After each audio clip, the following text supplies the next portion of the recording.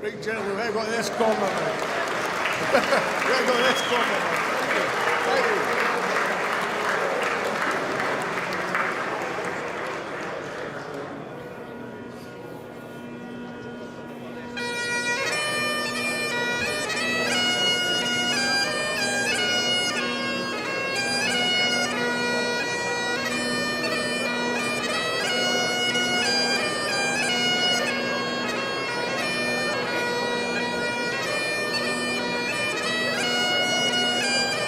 Thank you.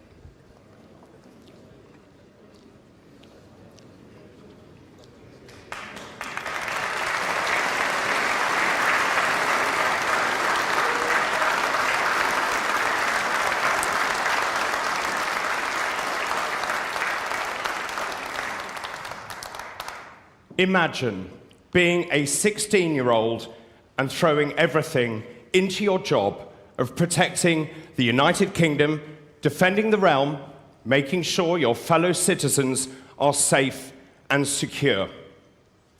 You serve 20 years. You expect to be rewarded for your success and your service. Instead, you leave the armed forces. There is little or no help given to you. You're left to your own devices. You lose all your structure. You struggle with PTSD. You sink into a life of drug addiction, alcohol dependency, and homelessness. This is not fact. This is not fiction, sorry. This is fact. This is the United Kingdom in 2026, where we abandon people who protect this country in favor of people who illegally invade this country.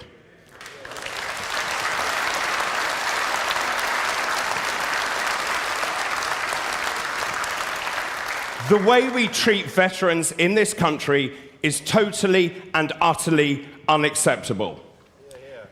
Let's look at some statistics now. Last year, the government spent £2.1 billion on accommodation for illegal migrants.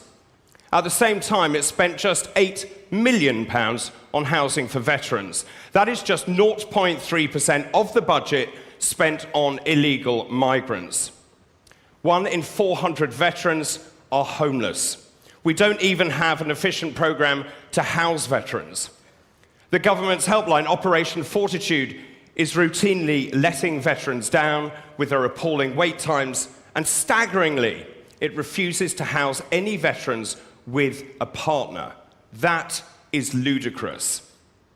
And the real irony is this: the government is importing and housing people who often do not share our values or respect our culture, whilst failing those who have actually fought for this country and everything it represents. And meanwhile, there are some illegal migrants who have even fought against our country. That is utterly shameful.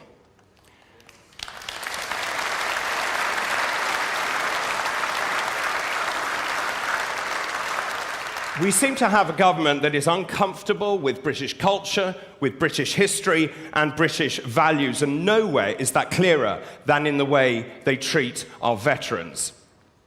Now, if we look at the United States for comparison, there is a very stark difference in the way that veterans are respected and looked after. Take veterans' mental health, for example. Around 17% of veterans report having mental health issues like PTSD after their service. Now, in the United States, roughly £5,000 is spent annually per veteran on mental health support. And yet, here in Britain, that figure is closer to £1,000 per head. That is not because we can't afford to do better, it is because our priorities are wrong. Now, people leaving the armed forces often experience a very difficult transition from a highly structured military environment to civilian life. The challenges they face tend to be interconnected rather than isolated, and this can affect personal well-being, family stability, and long-term economic security. Veterans often experience problems getting a job and also keeping that job. Many veterans struggle to explain their experience in terms that employees understand, even though they possess strong leadership, technical, and teamwork skills. Some find only lower paid or temporary work, particularly if their military role has no direct civilian equivalent. And many veterans struggle with service-related injuries, which range from visible injuries to chronic pain, to hearing loss, to traumatic brain injury and PTSD. Veterans often face long wait times to see clinicians, and they struggle to get the help they so desperately need. And the transition to Civvy Street is complex, and it's very challenging as well. Veterans often struggle with a loss of identity and a loss of sense of purpose. Military service provides a clear mission, a rank, and a sense of belonging. And losing this can leave veterans feeling directionless, isolated, and depressed. The strain on families is often overwhelming. Whilst being reunited with families is something that most have longed for, the reality of being stuck at home means there is a much higher risk of divorce or family breakdown. Some veterans struggle with anger and impulse control. Coping mechanisms include turning to drugs and alcohol to cope with pain and trauma. Now, given all of the above, you would expect there to be dedicated help and support to aid the transition to civilian life, but access to this is uneven and it's very dependent on where you live, and that is simply not good enough. Reform UK believes that the way a country treats its veterans is a measure of its character. This government and the last government should be ashamed of how they have neglected our veterans.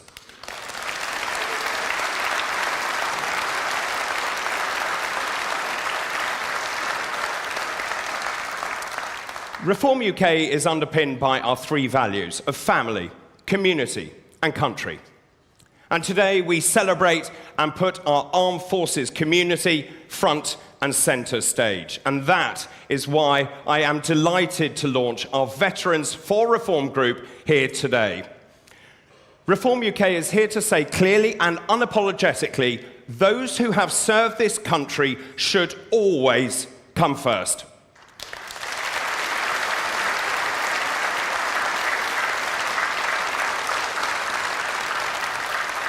We will fight for proper housing, for real mental health support, and a system that actually works for veterans rather than against them. And today marks the beginning of that commitment. Under a Reform UK government, your service will not be forgotten. So thank you to every veteran in this room and also every veteran watching at home. We are forever grateful for your service to our country.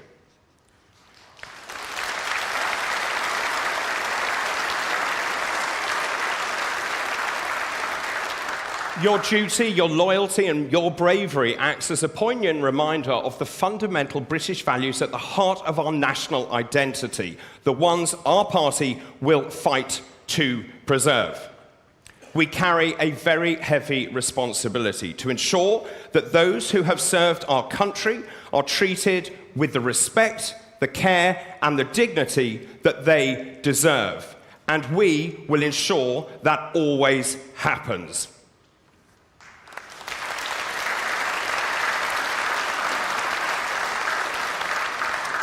Well, our first speaker is a man with over 25 years of military service, serving in every conflict over the past 3 decades, completing over 400 operations.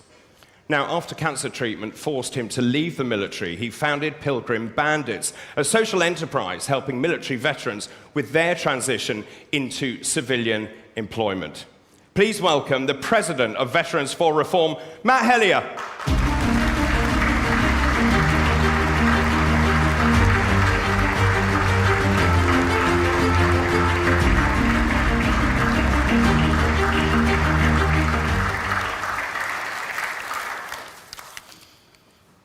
Ladies and gentlemen, veterans, thank you for attending this most special meeting.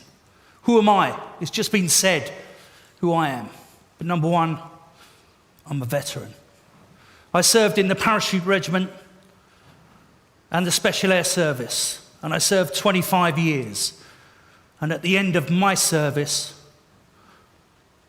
I suffered from cancer. I had no longer a service and a brotherhood and a sisterhood to look to. What was told to me when I suffered from cancer and I was diagnosed was that I had to go and seek help from the NHS.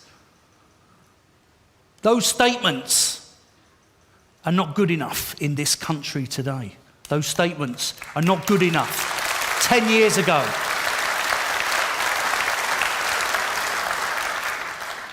I have fought on every battlefield since the 1980s, and I still serve this nation now in some of the battlefields, helping their social enterprises and looking after other nations to ensure that they can flourish like we are or we will once reform are in.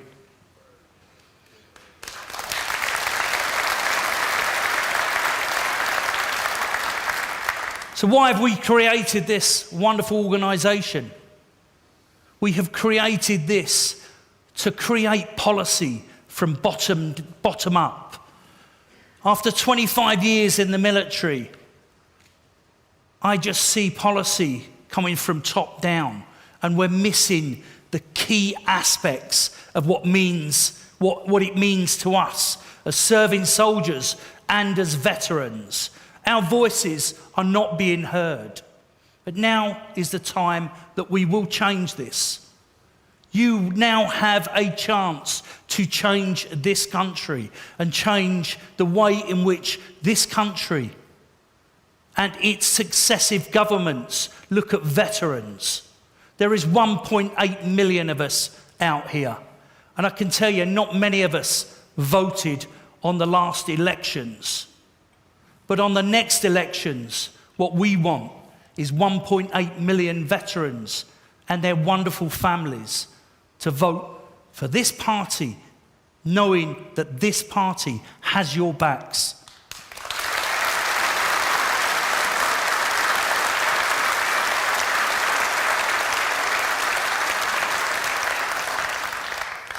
So, Veterans for Reform.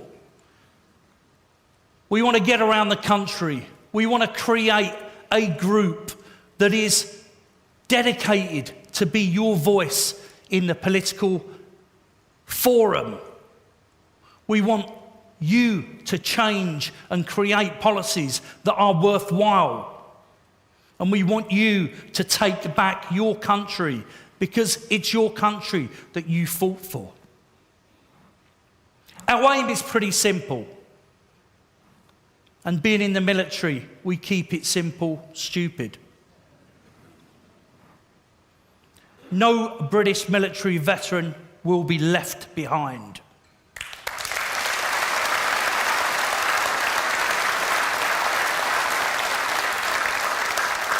No British military veteran will be left behind. We have some key objectives.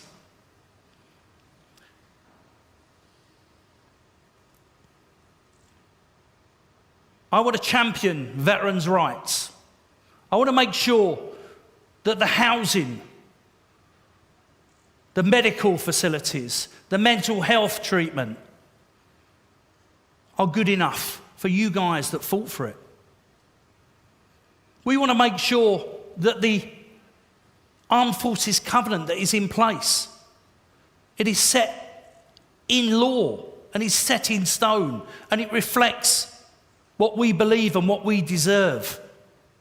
At the moment, it's a pretty weak document. It doesn't look after me, it doesn't look after you, and it certainly doesn't look after our families. Our families are the last on the list for housing. Our families are the last on the list for the NHS.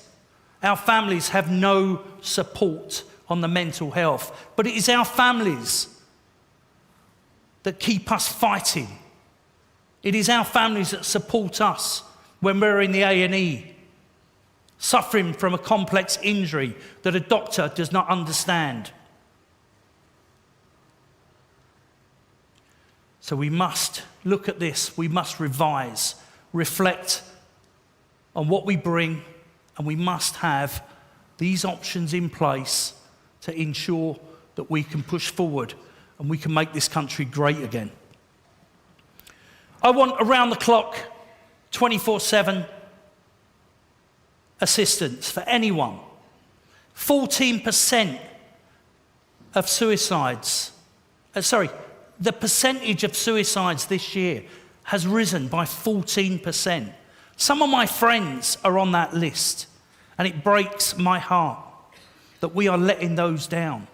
There's people in this room that are suffering from mental health.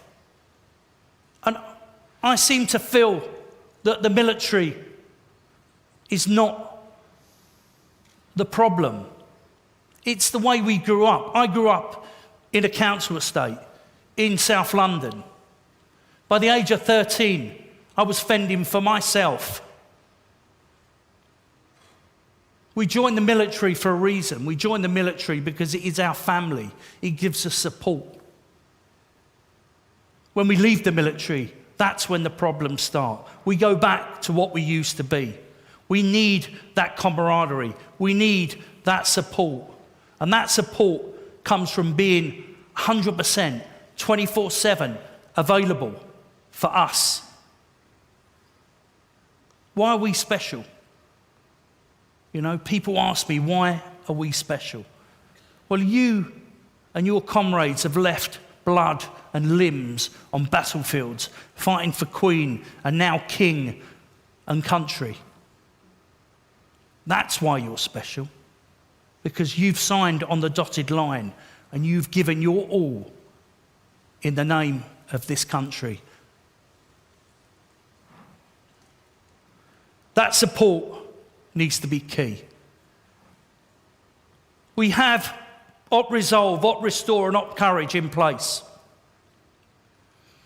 It has huge, huge waiting lists. The NHS doctors that run it are already overworked and underpaid, as we know. We've come up with a system, or we're working with people, with enterprises, to ease that system. And I want to work with outside agencies and charities to provide a bespoke service for our veterans. It has been done before. And in the UK Special Forces, there is the model that works, that we have a private donor that puts a private healthcare policy together. And you know what? It doesn't cost billions. It doesn't cost £7 million a day like we are spending housing illegal immigrants. That's what we need. And that's what we've got to work towards.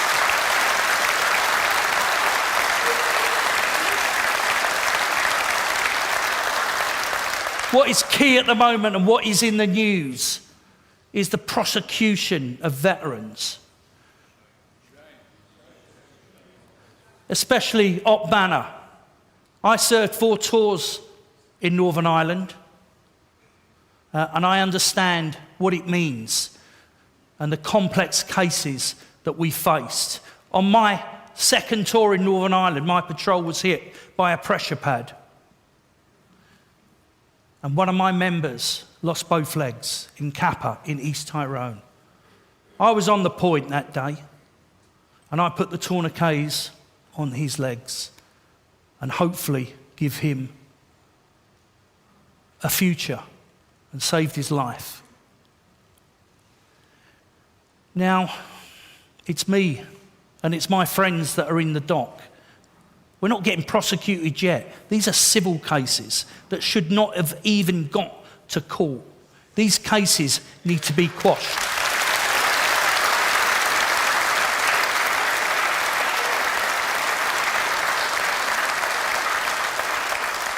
They need to be quashed, and we've seen the leader of this party put out a huge statement that prosecutions for military veterans will be pardoned.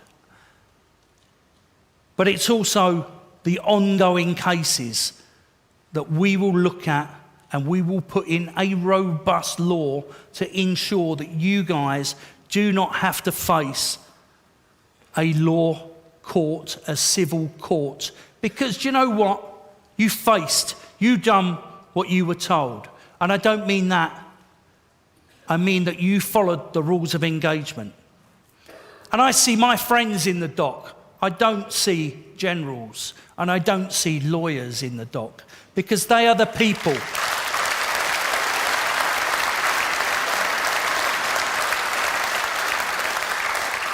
They are the people that wrote the laws. They are the people that enforced the laws that we followed. And now it's us that are facing a criminal, a civil court. We need to take the state to court. You don't take the individual. You don't take a private soldier from 1 Queen's on his tour in 1972. He followed stringently the rules of engagement. This is not being bound around enough. We follow the rules of engagement. We follow the law of the land, always, of that time. We cannot have a new law that now dictates to us whether we are wrong or right. That law was set in stone back in the 70s and 80s and revised. The new law that come in the mid-2000s are the law that we are now facing. It's diabolical. It's unjust.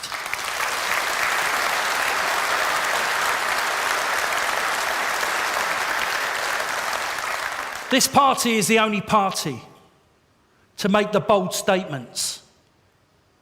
We must get behind veterans reform.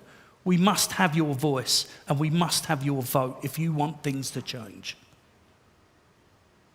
My last key objective is something that I sat down with Chris Parry, who is our honorary president.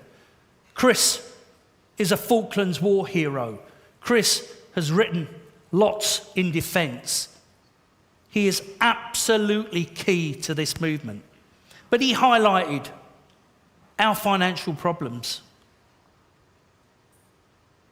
The government of today is looking at your pensions, your war pensions, your service pensions. They are the next thing to be hit because this government does not like veterans. You've seen it. There is no law. There is no immunity. They are after us in every single way. We're going to safeguard your pensions, but what also makes me sick is that this government has has put in place a taxation on a death in service pension to our families and our siblings. So if you die in service, the meagre sums of money that you receive is being taxed by this government. They want every bit of you. Our families cannot afford that. We have service families now that are on the breadline, that are feeding themselves through food banks, that are coming to our charities. In this country, in this day and age, this is unacceptable. That is your money. That is the veterans' money. That is the families of the veterans' money to allow them to survive.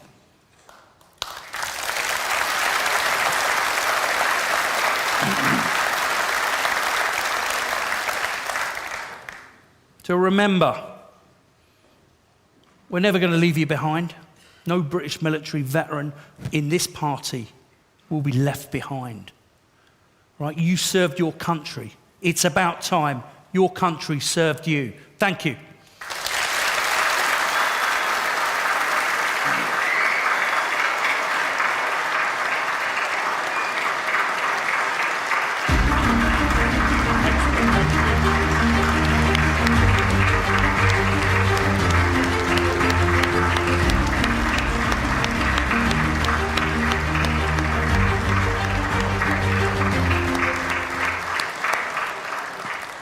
Well, our next speaker is a woman who has been a formidable Member of Parliament since her dramatic election in May of last year. Since entering Parliament, she has been a powerful voice for our servicemen and women and has spoken out strongly against Labour's outrageous Troubles Bill, which strips away protection from prosecutions from our brave veterans. Ladies and gentlemen, please welcome the Reform UK MP for Runcorn and Hellsby, Sarah Pochin.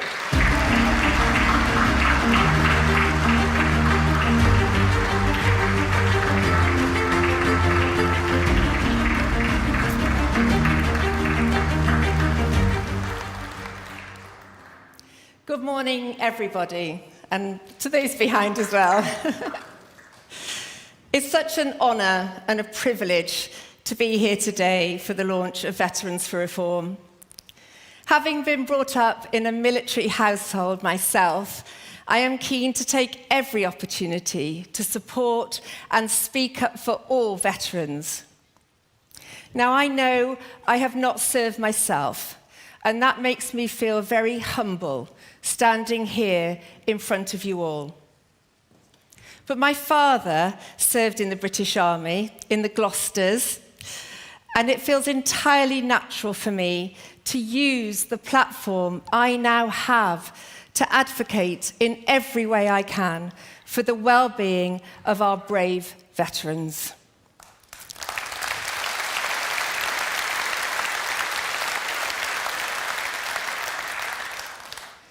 We need to instill and restore a pride in our armed forces in this country, as other countries do, America, Australia, Canada. We need to make sure that we cherish and value the contribution made to our country by our armed forces. And we need to allow the citizens of this great country to openly show their national pride by flying our flag without recriminations from woke councils.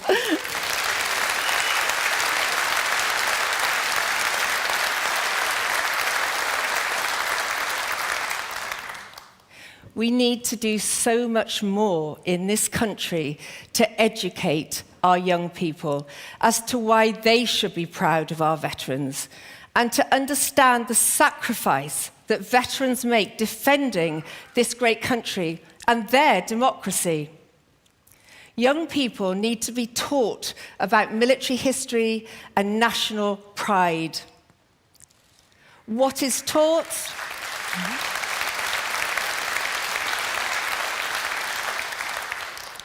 What is taught in the classroom today is what is spoken by the leaders of tomorrow. They must be taught that without your sacrifice, they could not freely speak their mind, freely demonstrate on our streets, or be free to challenge the status quo. And it is not just the ultimate sacrifice of giving one's life. It is so often the impact on mental health and life-changing injuries that goes unrecognized.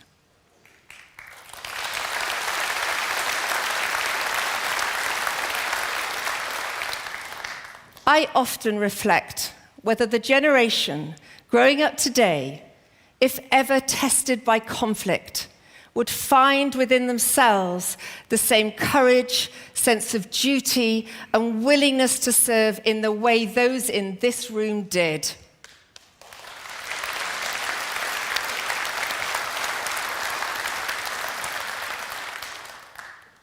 At present, our military is significantly strained, with an estimated 70,000 troops only assessed as full-time trained strength.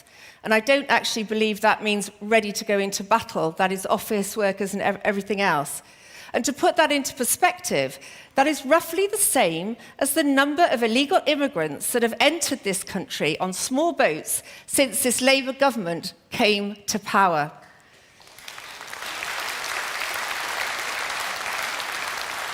That is a frightening statistic, particularly when many of those illegal immigrants are young, fighting-age men from a culture quite different to our own and with a different set of social values.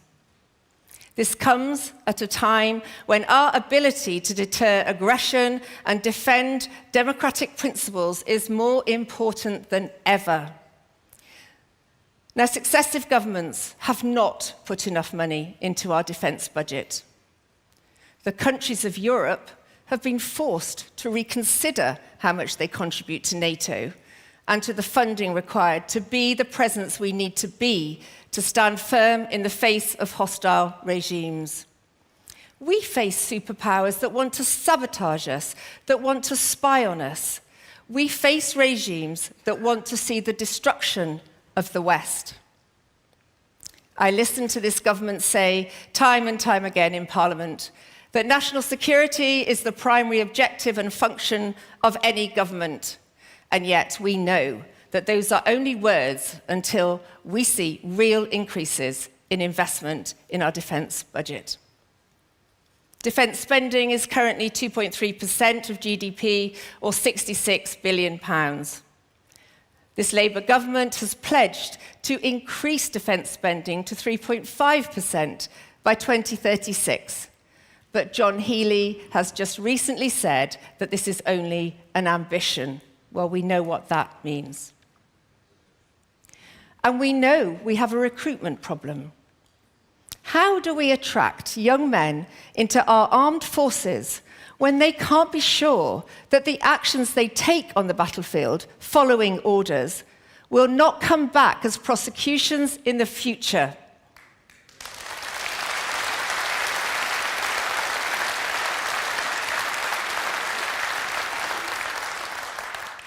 How can they be sure that all their training, their loyalty to their regiment, their monarch, the country, and with the instilled discipline of following orders without question, will only see them in court at a future date? A recent letter to the government, written by a group of generals, said that for a soldier today, the enemy is not just what is in front of them, but is now the lawyers behind them. That is such a powerful phrase, such powerful words. And I speak often in Parliament with a strong voice and a true sense of conviction on how wrong this new Troubles Bill is being introduced by the Labour government. The Legacy Act of 2023 is not perfect. But this Troubles Act will see vexatious prosecutions start up once again. Prosecutions of our brave veterans who should be enjoying retirement. This government is more interested in deferring to the European Convention of Human Rights than it is to preventing you from being unfairly prosecuted. Well, what about your human rights?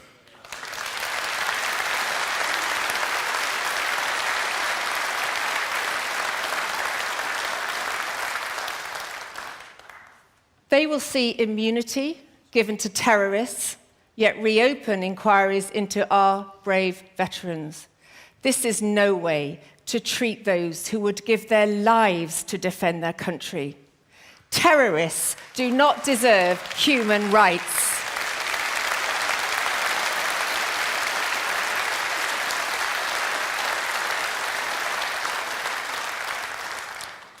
A reform government would repeal this Troubles Act and ensure that no British veteran ever faced prosecution for simply following orders.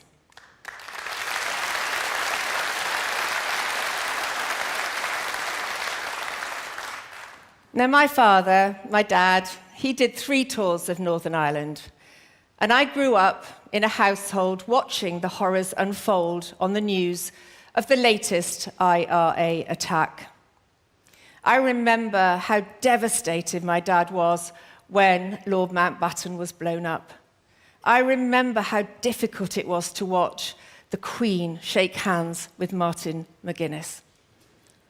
I can't imagine what it was like for my mum for all those years at home with 2 children, never knowing whether her husband would be blown up or shot, captured, tortured. Now, my dad, like all of you, I'm sure, didn't share the horrors of what he experienced. But he, like you, would have died for his country. I am so proud of my father, and of all of you, and of all of our armed forces. And as veterans, you need protecting.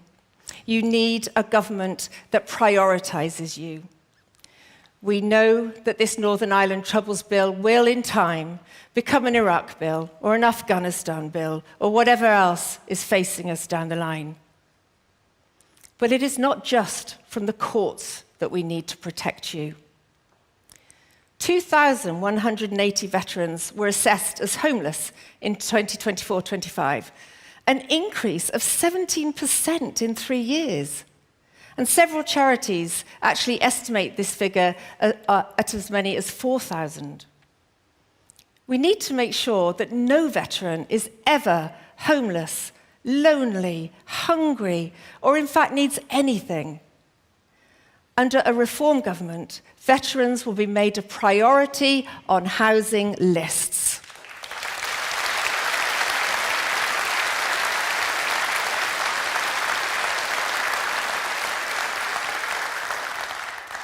We've talked this morning about the fact that over 1 in 3 veterans struggle with mental health problems.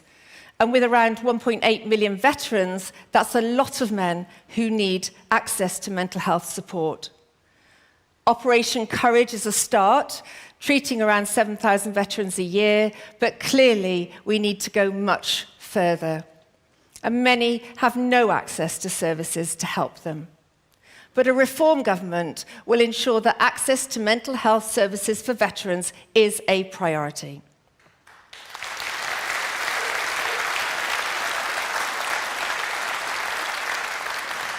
Now, before I finish, I'd like to share some of my fondest memories of army life. Going to the NAFI. I remember going to the NAFI with my mum. The Christmas parties for the army children were amazing, although I seem to remember my dad and his colleagues enjoying those parties, I think, a bit too much. I remember sitting on the bar in the mess, eating curry at a very, very young age, and I just loved it. I remember playing with my brother in the back of an army lorry. Oh, I remember your ration packs with the boiled sweets. Oh my God, I loved that. And seeing my dad in his mess kit looking so handsome. What woman wouldn't fall for one of you guys in your mess kits? I would have... In fact, I've got a picture of my dad in his mess kit standing next to Lord Mountbatten by my bed. I would have been a great army wife, I think, but sadly, none of you ever asked me, so I ended up marrying a builder. There we go. Sorry, Johnny, if you're listening to that. I love you dearly. But to conclude, I'm proud of this country, and I'm proud of our armed forces, and I'm so proud of our veterans, and I'm truly humbled to be in your presence, and I will do everything I can if I am part of a reform government to make you a priority.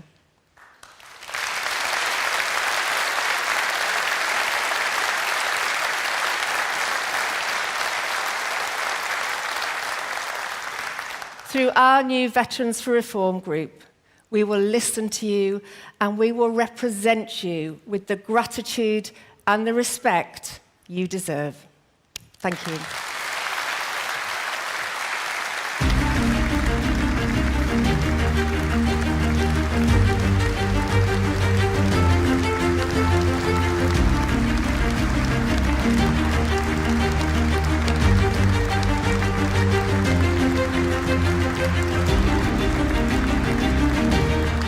Well, thank you very much indeed, Sarah. I'm going to ask Matt Hellyer to join me back on stage now, but also joining Matt is a man who has taken a very serious interest in the welfare of our veterans, supporting those who have served our country for a very long time indeed.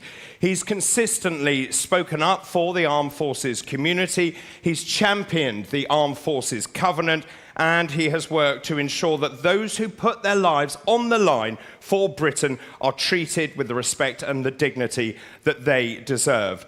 Ladies and gentlemen, please welcome with Matt Hellyer, the Reform UK MP for East Wiltshire, Danny Kruger.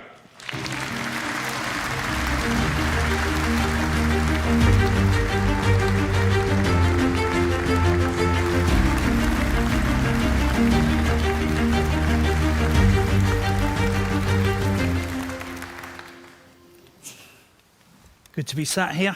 Danny, would you like to just give us a brief talk about what you've been doing and how hard you've been fighting for veterans? So I'm the MP for East Wiltshire, and what that means is Bulford, Larkhill, Tidworth, Perham Down. Anyone know these places? Okay. Anyone from these places right now? Have I got any voters here? A couple, all right. You nearly wiped me out at the last election when I was standing for the Conservatives. So we need to do that better. Need to do better next time. We need to get reform in East Wiltshire. So I'm the MP there. I've never been a soldier. Dr. Johnson said every man feels worse for himself for never having been a soldier or a sailor. And that is me. And so it's not just because I haven't worn the King's uniform I feel uncomfortable. It's just because I don't know what the hell you're talking about half the time. All your acronyms. I mean, what is it? Orbats and your C2s and MDOs and all this. What is all that about? What's an Orbat, Matt? An Orbat is what we got here, and this Orbat is going to vote for you guys in the next election. Okay. All right, very good. Very good. All right. So very quickly, my role in reform, when I came over from the Conservatives last year, Nigel asked me to lead our preparation for government work. So we've got a huge challenge on, and the work of our military, our defence, our security system is, in a sense, the heart of it. And if we can't get that right, then nothing else matters. And it's not good enough just to say we're going to pledge more money for defence. Obviously, we need that. We need that very badly. But the defence system is broken at the moment, as we know. And the way we treat our veterans goes to the heart of that. And you've heard this morning some of those statistics. So my job is to work with Nigel and our other colleagues, and with Matt, and crucially now with Veterans for Reform, to develop the plans for how we're going to organise ourselves in government, ahead of government, so that when we go in, we have a plan. Nigel's not just going to walk into number 10 and the generals say, "Welcome, Prime Minister, here are your orders," which is what other Prime Ministers have had. He's going to say to the generals, "Right, this is the plan we've worked out." And that's going to take a lot of work. So, Matt, thank you for what you're doing, and thank you all for the help you're going to give us in developing our defence policy, and crucially working out how we put defence people and their families at the heart of our mission. So that's what I need your help for.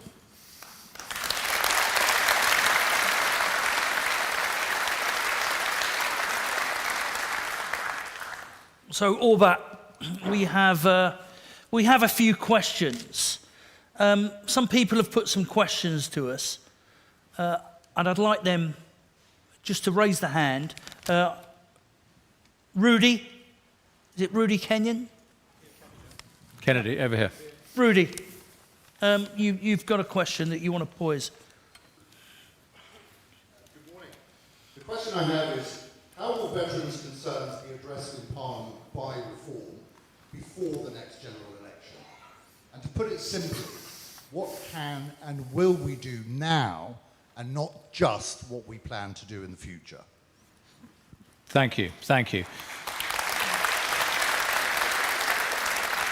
So listen, we're only a little party in Parliament. We're growing. You might have noticed. We're getting there. We're catching up on the SNP. That's my target.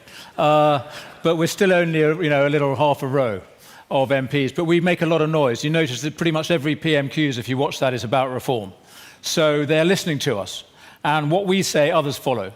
And there are things that we can do. I mean, Nigel Farage basically saved the Chagos Islands last week. Do you appreciate that?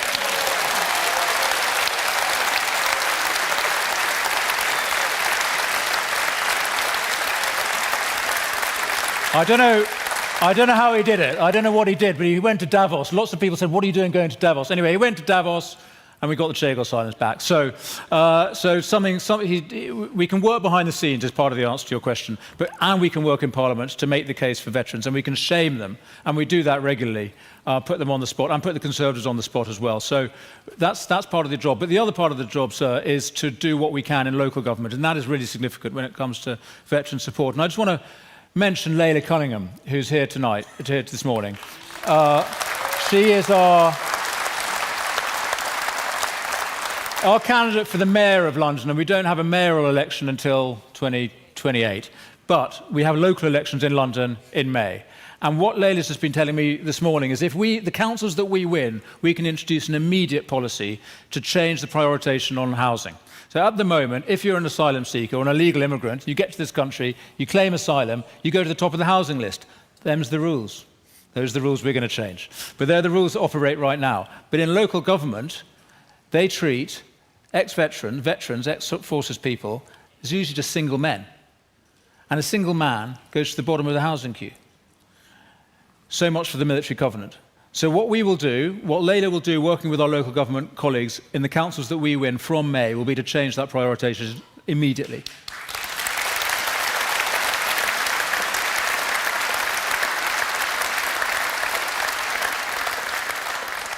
And Danny, I think it's up to us in this room and the wider audience to get the statistics and the real-time information to the councillors so they can feed up to Leila and our future MPs, so they know what the state of affairs are. They know what the problems are firsthand. And that's what this is all about. Yep. Adam Knights, I think we have a question.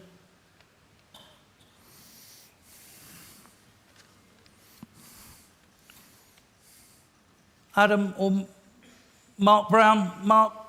Oh, there we go. Microphone's coming. Brilliant, thank you. Thank you. So, cheers, Matt. I just want to ask a question. Will Reform commit to full mental health assessments for veterans on discharge from service? Right, Mark, we've talked about what is going on at the moment, where when we all joined the military, we had one point of entry. Right, you had stringent medical tests, we had stringent vetting tests, we done the fitness tests.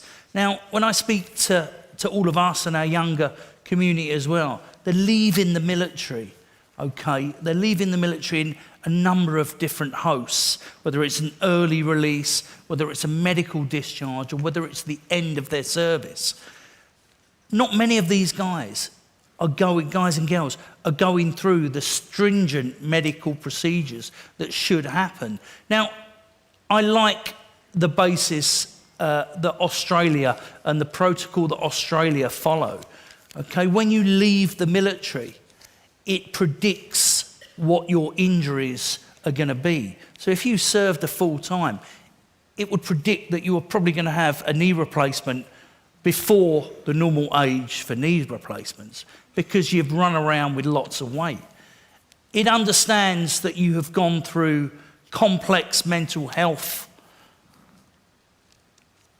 situations, okay? And it will already predict the treatment.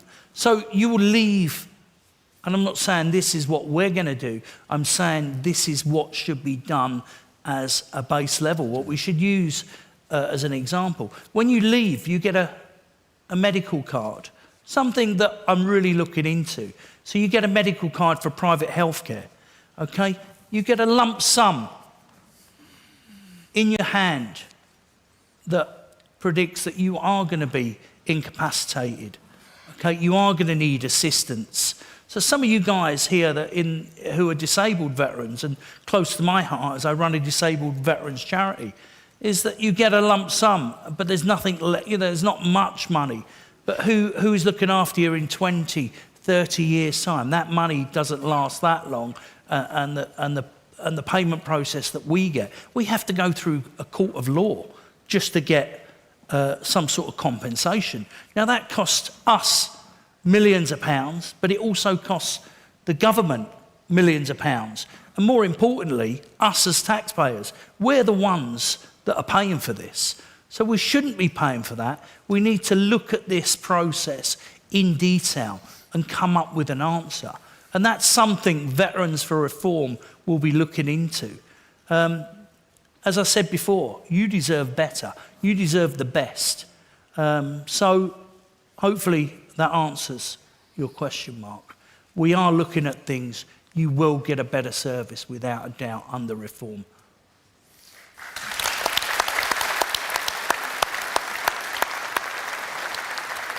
We've got JJ Adams. JJ.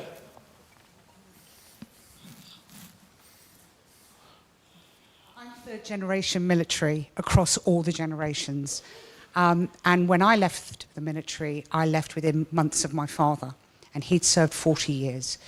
When we eventually grouped at home, there was me, my mother, and my father. And my mother basically had been in the military her whole life, though she never had a medal or an ID card. We basically melted down, all of us. My father had no role, I had no role, my mother had no role as well. I want to know what you're going to do for the whole family, because it's not just us and the partners, but it's the parents, it's the brothers, it's the siblings. There are huge ripple effects across families as well as communities. It's not just us that needs the support. I hate that expression, even though I've never been one. I hate that expression, I'm just a wife. You are not just a wife. Please don't say that.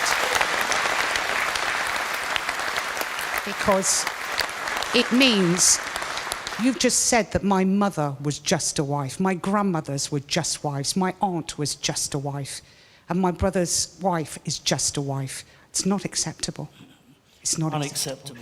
And without our family support, children, wives, husbands, mums, dads, you know, we wouldn't be here today.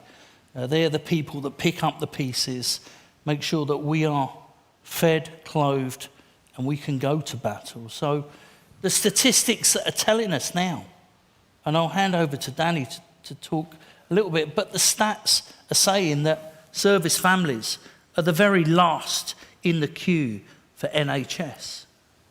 They're the very last in the queue for social housing. Now, that to me is fundamentally wrong. Fundamentally wrong. So it's something that is hugely close to my heart. You know, I lost a son 2 years ago who looked after me, you know, supported us. So very close to my heart, and this will be addressed without a doubt. But Danny, what's your thoughts? Thanks. Well, thanks, Matt. Thank you for saying that. And ma'am, thank you. Thank you for what you've done and for what your family have done.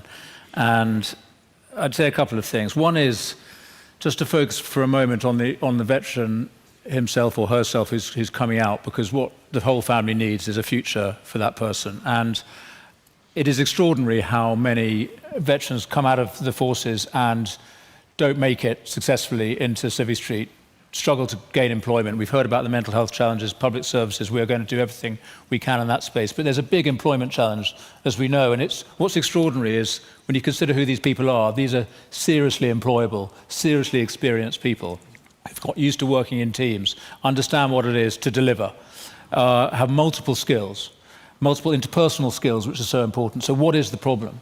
And part of the problem is employers don't know how to relate and how to identify and how to support veterans who come in through recruitment. And we're going to do what we can to help educate employers more. And we ourselves, as government, of course, are major employers. And a big mission that Reform has is to grow the parts of the public sector that need to grow. We're going to shrink a lot of it too, don't worry. We're going to make major headcount cuts across the civil service and across a whole bunch of the parts of the bureaucracy.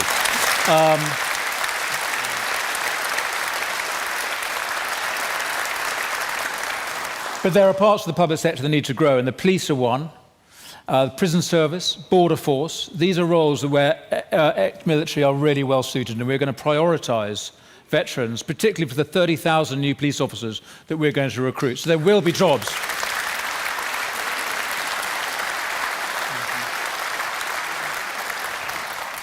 And then the other thing we want to do, and this is, I think, goes to the heart of your question, it's about the military community. It's recognising that we're more than individuals, right? All of us anyway, but the military know that most of all. And as you've said, madam, the home front, the family behind the soldier, is what makes him or her able to fight.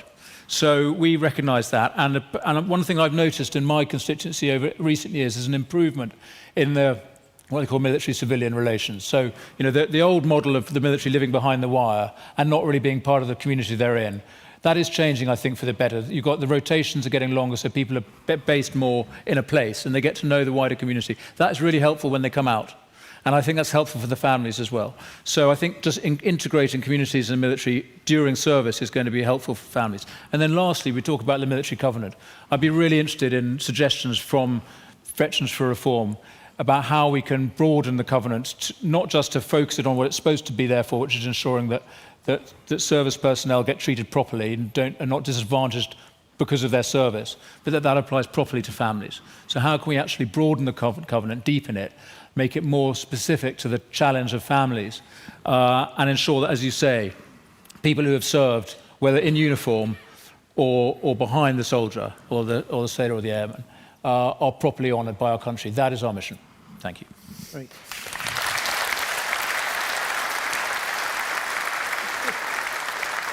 Just labour on that point. As a small charity, the Pilgrim Bandits, we recognise service families, and we give them the exact same benefits that we do for veterans, for their right. Husbands and wives. So that is one option that we can do. We'll come back and we'll talk about the Armed Forces Covenant. We have, is it Mark Henry? Mark Henry. Mark, at the, where are we? At the back there.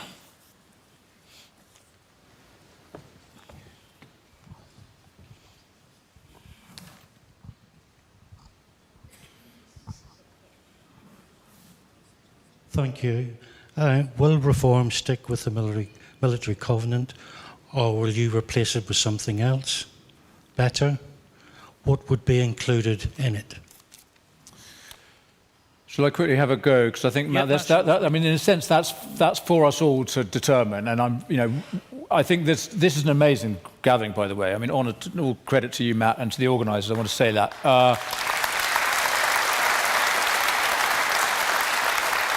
I mean, and just quickly, I mean, Veterans for Reform. I mean, there's going to be a lot of us, and it's brilliant. But we're doing this across the sort of across the population as well. All these different groups. So this is how we're going to make our policy. Is through these special interest groups, as we call them. We've got farmers for reform, lawyers for reform, all the different professions.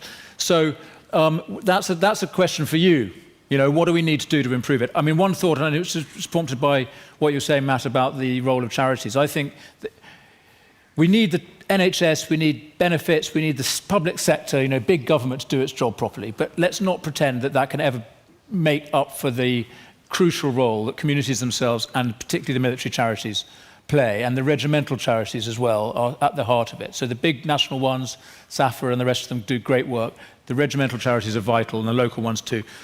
And I wonder whether we can broaden the military covenant to have more of an explicit commitment to supporting this kind of civil society, the charity sector, that itself is so crucial to supporting individual veterans and their families, because, big government isn't going to be the answer to these complex social challenges that individuals and their families face, but a charity can be. Charity made up themselves by veterans.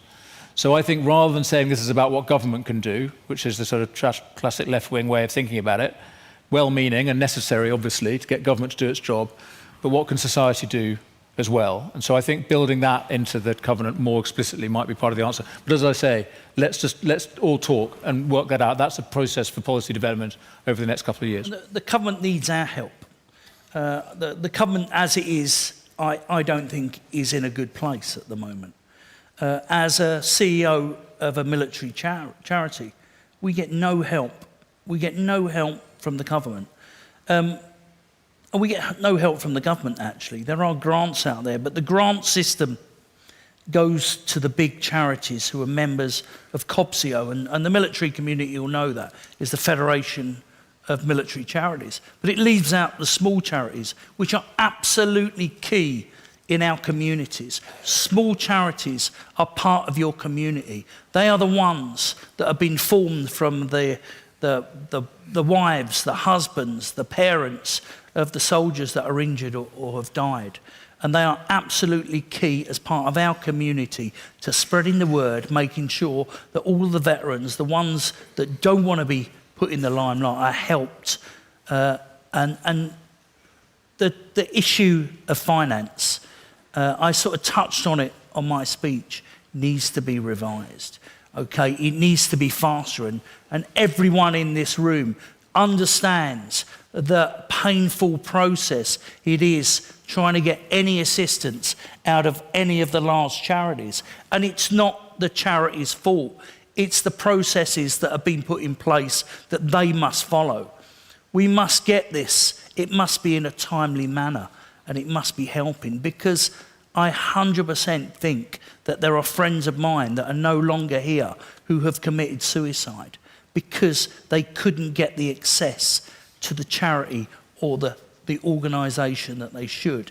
And in fact, there is a harrowing statistic that says that many, I think it's 2% of all veterans that died actually had a response from the charities.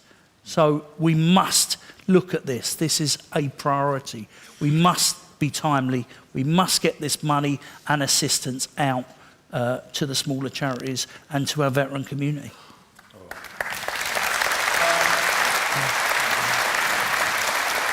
I don't know what this sign means. It's a military sign, but I'm getting it from the side. I think, Matt, it may be time to make way for the main event. Means tea break for me. All right, okay. No, right. Ladies and gentlemen, thank you very much. Hopefully we've answered some of your questions, but you can always come back. Grab us when we're going to have a pint, a bacon roll, and really grab us and, get those questions to us. We are now here to stay. We're going to be in your communities. So you're part of Veterans for Reform. And like I said, you served your country. Now it's time this country served you. But make sure we vote with our feet and we get up and we put reform on the map, because this is the only party that is helping veterans. Thank you, mate.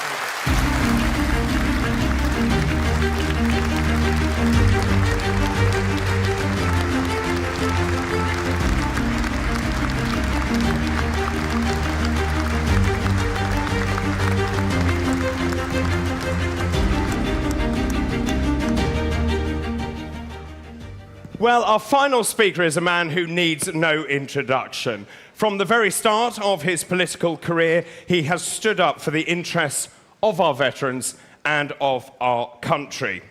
He has a very deep respect for our armed forces, and I can tell you, he has a huge passion for military history. He's a man who believes in putting this country first and honouring all of you who serve this great country. Ladies and gentlemen, please welcome the leader of Reform UK, Nigel Farage, MP.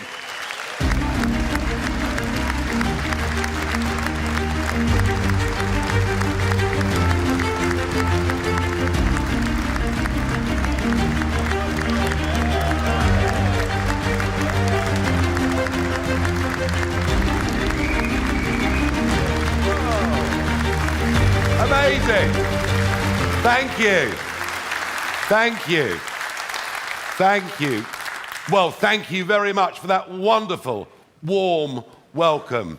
I'm proud to be here today at the launch of Veterans for Reform, and I can tell from the energy, the enthusiasm, and the speed with which every single seat this morning was taken, leaving a big waiting list, I can tell that we're going to turn this into a massive organisation that stands up and fights for the rights of all of our military veterans.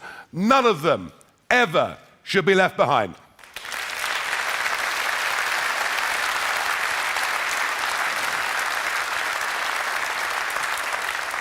And the need for this is very great, because we have a government who, whilst they talk about defence, frankly, are doing little about it. Apart, of course, from not just giving away the Chagos Islands and the military base at Diego Garcia, which for our vital American allies is their single most important base anywhere in the world outside of America. No, he's not just giving it away. He's paying them to take off us what is rightfully ours.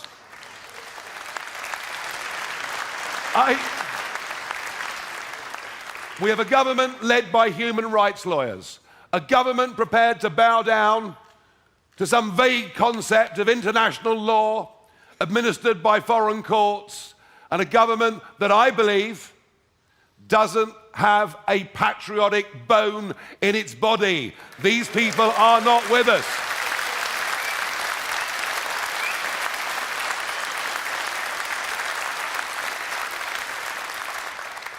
And of course, the prosecutions continue, not just of people who did their job in very, very tense, difficult, and dangerous circumstances in Northern Ireland up to half a century ago, but now they're going for our special forces. Now they're after the SAS for virtually any action that took place in Afghanistan or Iraq. The results of this are catastrophic. I have met face to face some of the men who are facing this misery.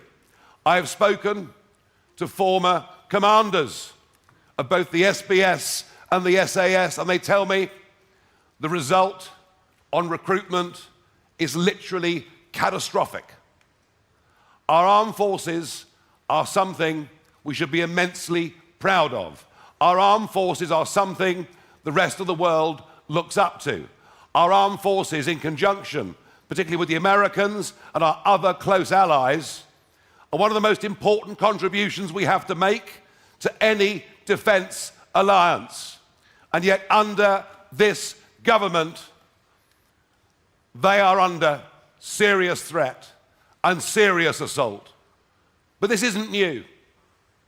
This isn't just this government. Because frankly, if you look back at 14 years of Conservative government, what you see is promise after promise, for example, on the defence budget. And yet at the end of those 14 years, despite the fact the world is undoubtedly a more dangerous place than it's been for many, many decades, at the end of that 14 years, they were spending less on defence in percentage terms than the Gordon Brown government was 14 years before. And the refusal to stand up for the rights of veterans is what led to what I think was the very principled resignation of Johnny Mercer MP as Veterans Minister. He said, enough is enough, and resigned his job. And don't we need more people in politics with that level of courage, belief, and conviction?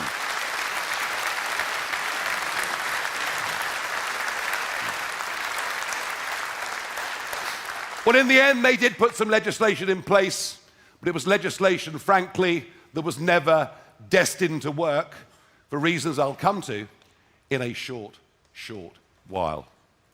But I want to say this.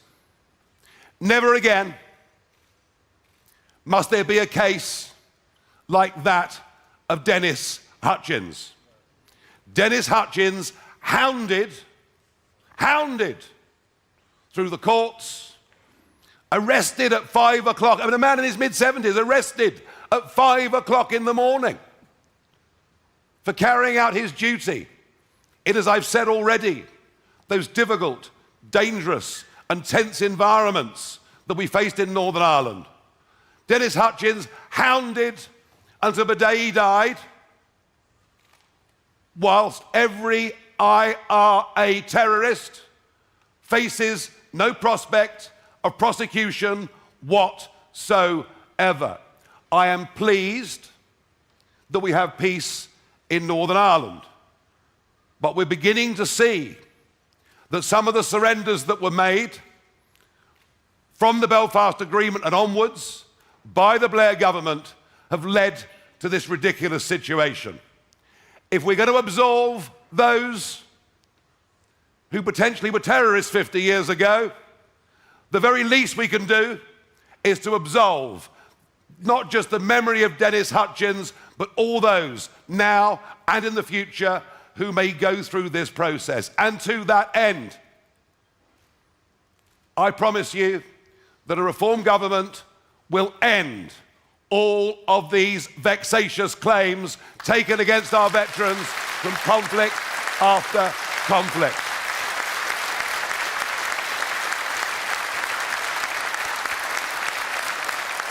And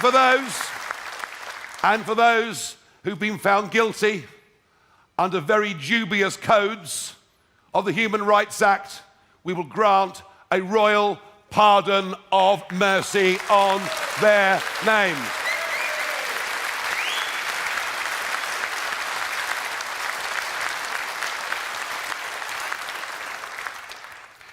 And I have a feeling that ranged against us, we have the metropolitan elites.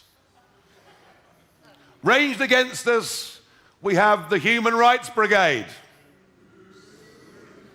Yeah, I'm not too keen on them either, I've got to tell you. By the way, I did polish my shoes to come here today. I hope you've all noticed. They're ranged against us, but I'll tell you increasingly who is with us. The silent, decent majority of law-abiding people in this country. They know the difference between right and wrong, and we're going to make sure, through the strength of this organisation, They clearly, loudly and consistently hear our voice, and many, many more will come to our support. But it won't just be the silent majority. We will even get more political figures, more public figures standing up and defending what we are fighting for. And one of those figures is with us today. Oh. Trouble is, the last time I did this,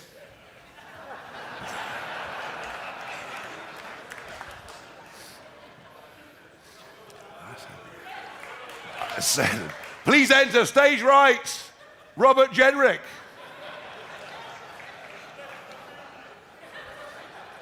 Nothing. I thought perhaps he changed his mind. And then he put some music on in the intermission. So I'll try it another time. Somebody who's reached high office in the cabinet, reaching up to the rank of Home Secretary, but was there during those years and saw the betrayal of both our current and our former military, and now has the courage of her, there's a clue, and now has the courage of her convictions to come and stand with me on a reform platform and speak to you today, because it's about time, isn't it? It's about time the establishment owned up to what they got wrong. She was witness to much of us. Ladies and gentlemen, would you please welcome to the stage former Home Secretary Suella Braverman. Oh.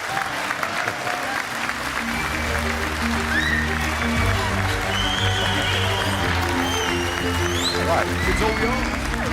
I will depart.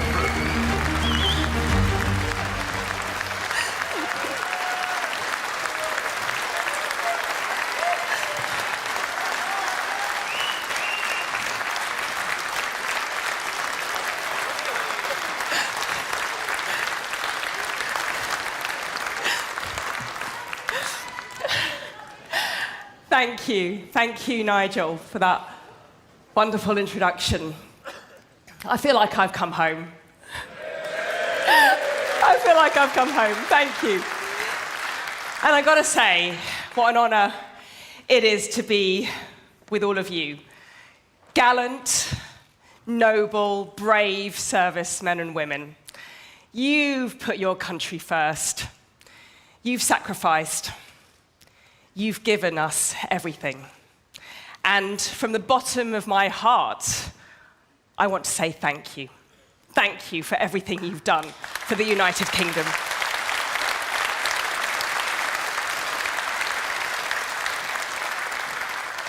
Now, you didn't do that for applause. You didn't serve your country for reward. You did it because you believe passionately in the greatness of our country. You believe fiercely in its valor. You're not apologizing for our history. You're proud of the vast contribution that Britain has made to civilization for centuries. And you have put your lives on the line in phenomenal acts of bravery, time and time again, ultimately because of love. Love of our dear country. And it's because of that same love that I am standing here today.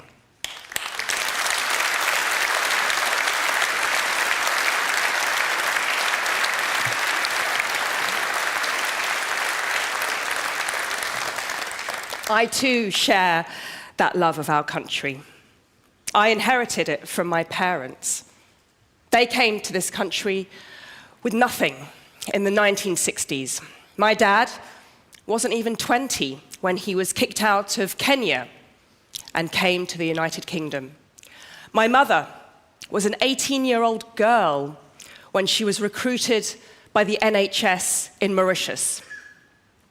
They came here and they devoted their lives to the service of this country because of gratitude. gratitude for the stability and the opportunity that this country gave them. And when a country gives you everything, like it has done me, you owe it loyalty.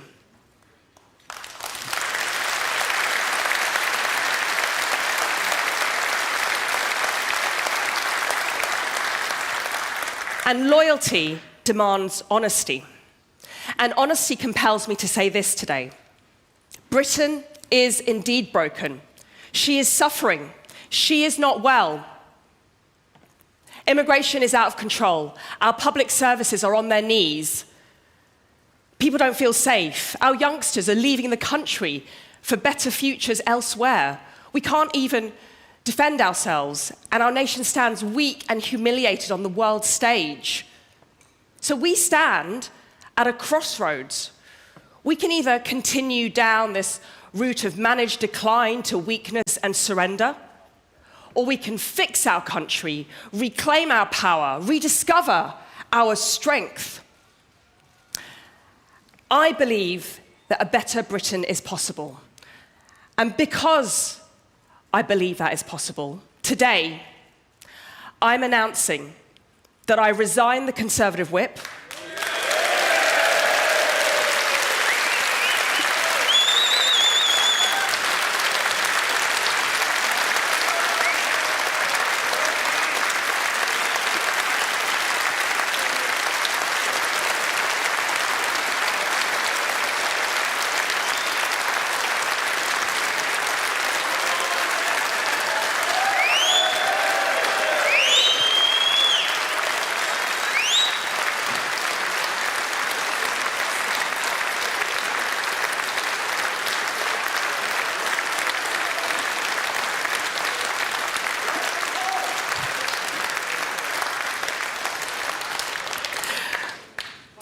Done it. Done it. I resigned the Conservative whip and my party membership, a party membership of 30 years. It's gone. It's over today. And because I believe with my heart and soul that a better future is possible for us, I am joining Reform UK.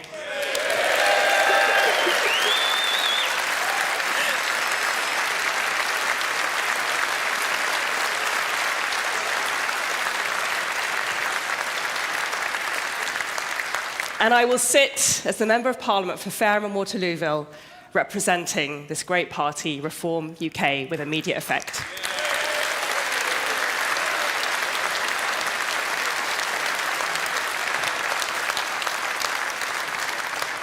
Now, I haven't taken this decision lightly, and I know there'll be some people, particularly in Fareham and Waterlooville Conservatives, who will feel sad and disappointed by this.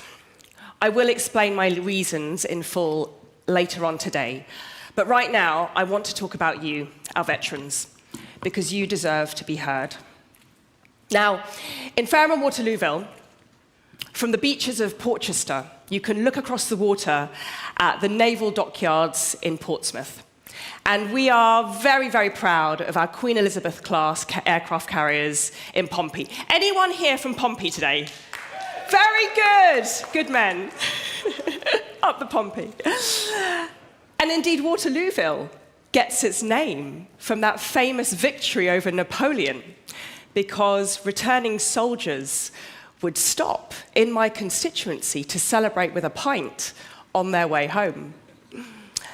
And over the last decade of being a Member of Parliament, I've had the deep honour of meeting many of our brave servicemen and women around the world. I visited our Royal Marines in the Arctic Circle, and we camped out overnight in sub-zero temperatures in the depths of the Norwegian forest. I'm brave, but I didn't do the ice jump. I will confess I didn't do the ice jump. I'm brave, but I'm not that brave. I've watched our soldiers train on the Canadian prairie in Alberta, and I've met our new recruits from HMS Collingwood, brimming with hope and pride and courage. And in Fareham and Waterlooville itself, there are thousands of veterans. Sometimes there are roads where almost every house has someone who has served. And whether it's a new apprentice or a D-Day veteran, a veteran from Afghan or from the Falklands, I have learnt so much from you. And I've learnt one big lesson, and it's this, that the reality of service life bears no resemblance to the rhetoric. Because the truth is this, for all the warm words and the symbolic gestures, we have failed our veterans.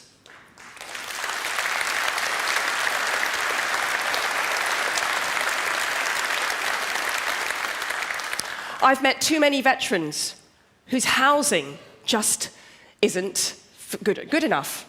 Why? Because MOD is broken, DIO doesn't work, and service family accommodation is not good enough. I've met too many veterans who can't get the medical treatment that they deserve for injuries that they sustained in service. For those who gave us their everything, we've left to fight alone. It's a national disgrace. Why? Why has this happened? Because over the last decade, defence spending has been hollowed out. Our armed forces stand at the smallest number in 200 years. Our equipment is inadequate. Our aircraft carriers don't even have enough aircraft or destroyers. Our resilience is depleted. We can't even defend ourselves. What kind of country is that? And the biggest scandal of all, the relentless pursuit of our brave servicemen through the courts decades after their duty has been done. The biggest scandal.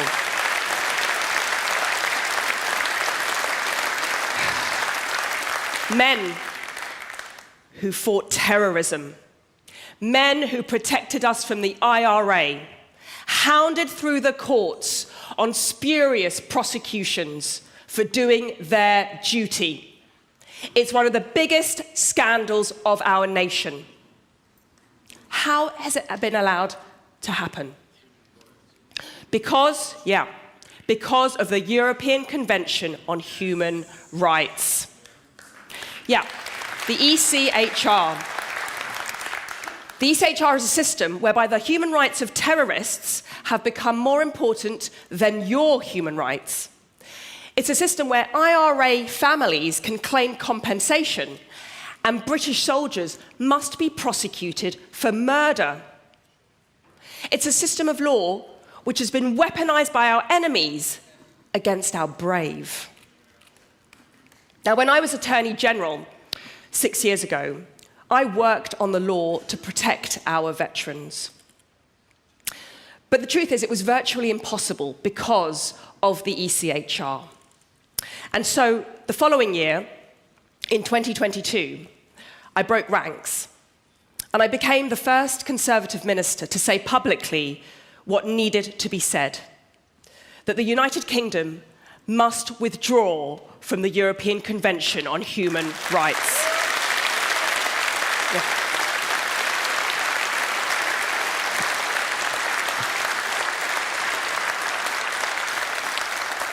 End the madness, stand up for our soldiers, leave our veterans in peace. And what did the Conservative Party say? My Conservative ministerial colleagues. They said, no, we can't do that. It's too divisive, it's too difficult, it's too dangerous, not the right time. You see, even those who are leading the Conservative Party today failed to understand what needed to be done, and they opposed me. You see, when it mattered, when we had the majority, when we had the power, indeed when we had the duty, the Conservative Party utterly failed to do the right thing for the British people.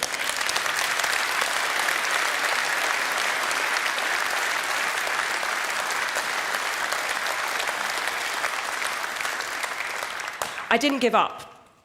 The following year, when I was Home Secretary, I tried again. This time, I pleaded personally with the Prime Minister himself. What did he do? He ignored me, then he blocked me, and then he sacked me. All the while, promising to the British people that he would do whatever it takes to stop the boats and protect our veterans. Saying one thing in public, doing the total opposite in private.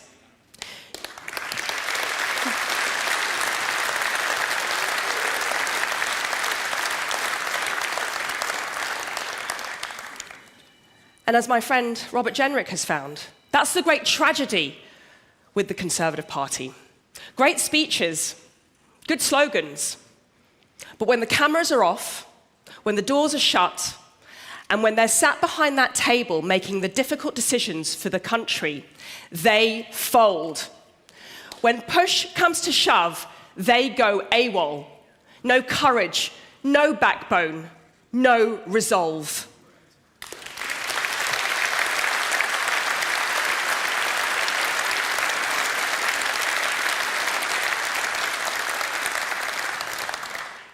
Even today, their so-called promise to leave the ECHR. It's a lie. It's a lie. Half of the Conservative MPs are dead against it. Another group don't even understand it. And a mere handful sincerely believe that it's the right thing to do. So I'm calling time. I'm calling time on Tory betrayal. I'm calling time on Tory lies. I'm calling time on a party that keeps making promises with zero intention of keeping them.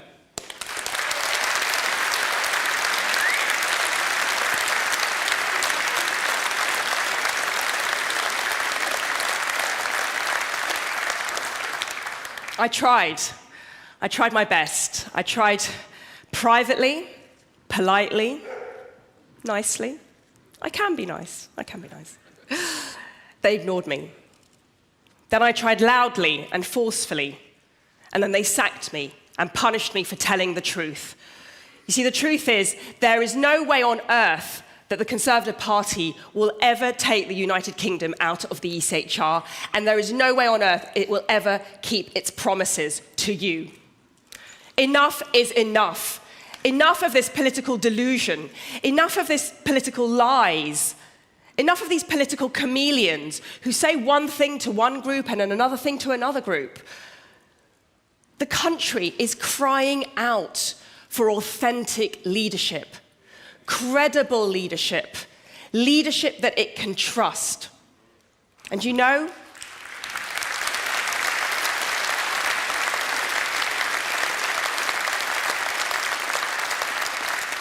do you know how you can tell if someone is authentic and credible?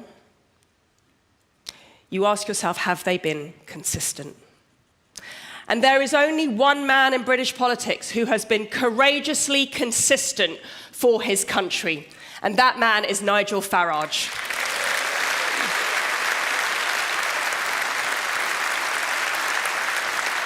It's true. It's true.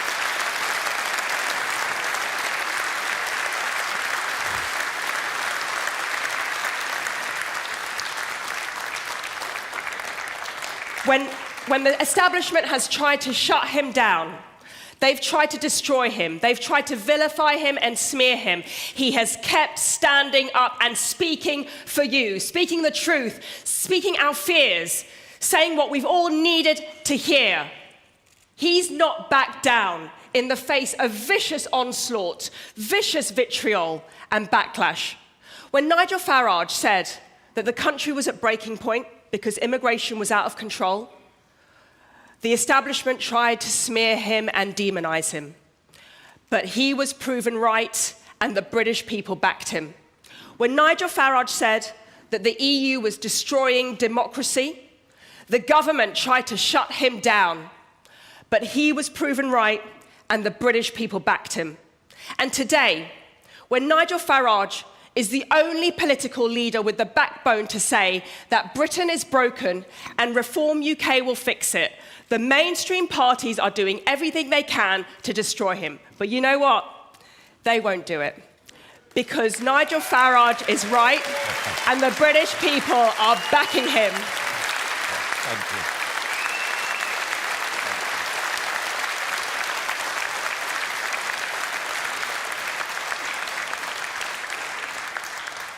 Nigel knows about courage. You know about courage. Courage means not flinching under pressure. Courage means facing down your opponent and carrying on with steadfast determination. Courage means overcoming adversity with strength. Courage means keeping your promises to your country. And that is why, ladies and gentlemen, it's the honor of my life to join your team today. Thank you. Thank you very much. Thank you. Very good.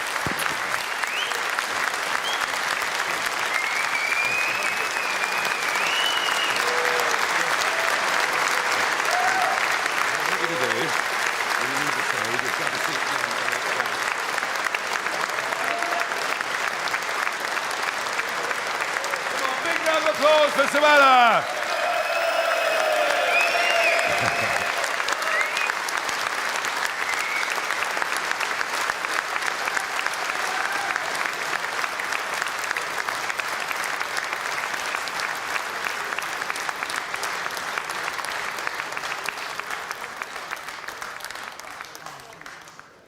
Well, what about that?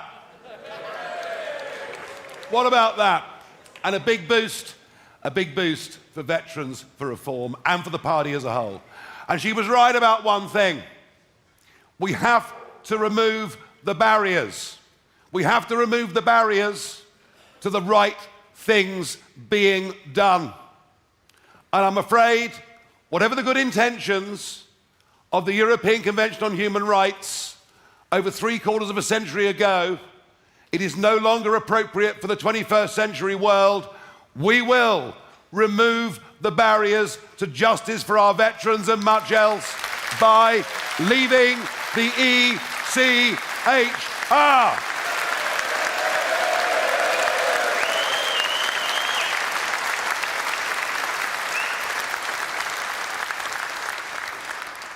But today isn't just about stopping prosecutions and pardoning people.